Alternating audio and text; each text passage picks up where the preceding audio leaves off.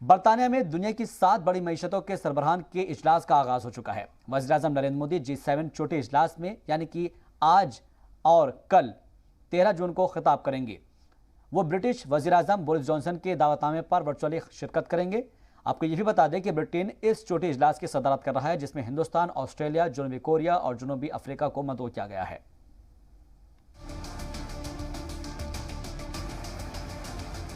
Britain में मुनाकिद G7 summit में शिरकत करने के लिए दुनिया के बड़े मईशत के सरबराह ब्रिटेन पहुंच चुके हैं।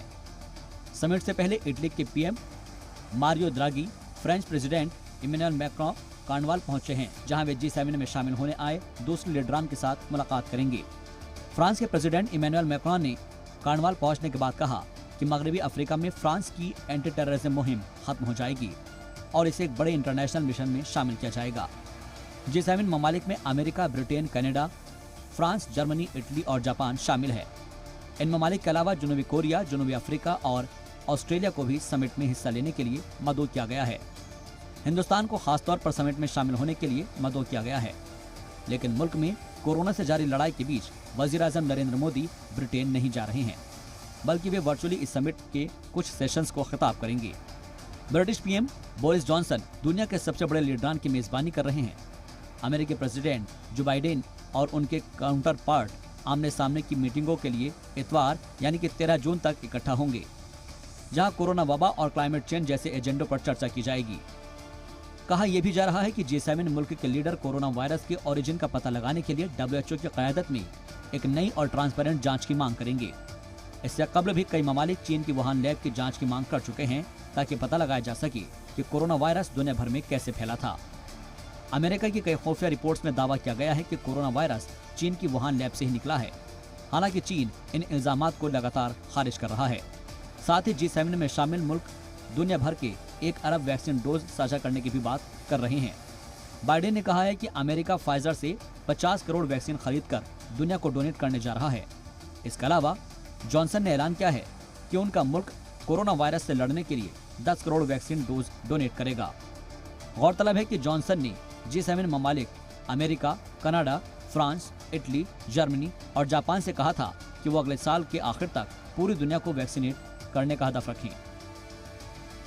ब्यूरो रिपोर्ट, जी मीडिया।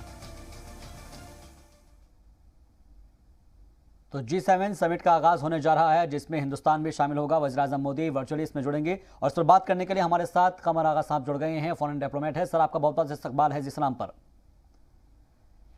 कमर साहब, G7 का आगाज होने जा रहा है और इसके अंदर दुनिया भर के तमाम लीडरान जुड़ रहे हैं। हमारे हिंदुस्तान के वज़ीर-ए-आज़म नरेंद्र मोदी भी जुड़ेंगे, हालांकि वो वर्चुअली इसके अंदर जुड़ेंगे। मैं आपसे समझना चाहूँगा इसका क्या मकसद रहेगा, इस बार के जो इजलास हो रहा है उसमें कौन कौन से टॉपिक्स पर बात हो सकती है और उसका हिंदुस्तान पर क्या असर पड़ेगा? देखिए, कई एक टॉपिक्स हैं जिनके ऊपर बातचीत होगी। पहली बात तो ये है कि कोरोना वायरस को लेके सभी लोग काफ़ी चिंतित हैं, परेशान हैं उसको लेके।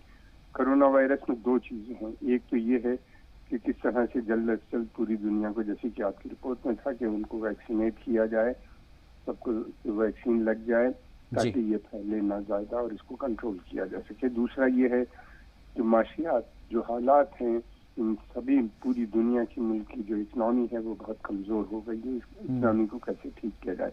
पहले तो ये कि ये जो बड़े देश हैं ये अपनी इकनॉमी को ठीक करें, लेकिन इनकी इकनॉमी भी तभी ठीक होगी जब हम लोग की बाकी सारी दुनिया के देशों की इकनॉमी ठीक होगी। लोगों की क़ुव्वत फ़रोख्त जब तक नहीं बढ़ेगी पूरी दुनिया में, तब तक बहुत मुश्किल है। और ये एक बड़ा मुश्किल और बहुत बड़ा चैलेंजिंग जॉब होगा पूरी दुनिया के हुकूमतों के लिए।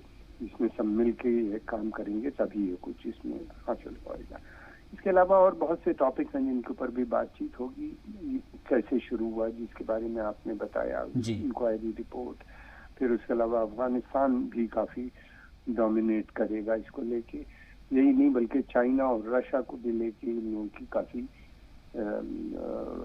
चिंताएं, जिसे कहते हैं हिंदी में एक वर्ड है, बढ़ी हुई हैं।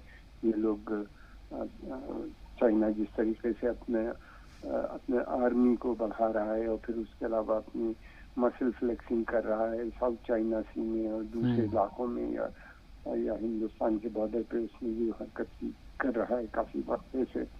तो ये सारी चीज़ें हैं कि चाइना के ये बढ़ती हुई आर्मी और उसके जो आर्मी के जरिए अपने मसलों को हल करने की जो कोशिश है उसको कैसे रोका जाए। फिर उसके अलावा ये भी है कि ये लोग एक फंड भी बना रहे हैं, जैसे चाइना ने डेवलप किया था बेल्ट एंड रोड इनिशिएटिव, इसी तरह इनका भी एक इनिशिएटिव है जो डेमोक्रेटिक नेशंस का होगा, जिसमें जो अंडर डेवलप्ड हैं, कम डेवलप ममालिक हैं, उनके अंदर डेवलपमेंट का प्लान को लेके। लेकिन ये है कि इकोनॉमिक सिचुएशन पूरी दुनिया की बहुत खराब है, उसको कैसे ठीक किया जाए इस पर मैं समझता हूँ काफी दूर। जहाँ तक हिंदुस्तान का सवाल है, हिंदुस्तान का एक बड़ा अहम रोल है। हिंदुस्तान एक वैक्सीन बनाने का बड़ा सेंटर बहुत जमाने से रहा है। हिंदुस्तान के पास जो महारत है वैक्सीन बनाने की वो बहुत कम देशों के पास है, और हिंदुस्तान अमेरिका, रशिया और दूसरे मुल्कों की जो वैक्सीन हैं वो यहाँ पे बना रहा है। ये देखना होगा कितनी जल्दी उनको बनाया जाए और कितनी जल्दी उनको ग्लोबली भी दिया जाए। तो यहाँ पे हिंदुस्तान की आबादी खुद 1 बिलियन से बहुत ज्यादा है, उसको किस तरह से वैक्सीनेट किया जाए हिंदुस्तान। बिल्कुल, ये तमाम ऐसे मुद्दे हैं जिसके ऊपर आज जो है बात की जाएगी। बहुत बहुत शुक्रिया हमसे जुड़ने के लिए कामर आगा साहब, हमसे बात करने के लिए आपका।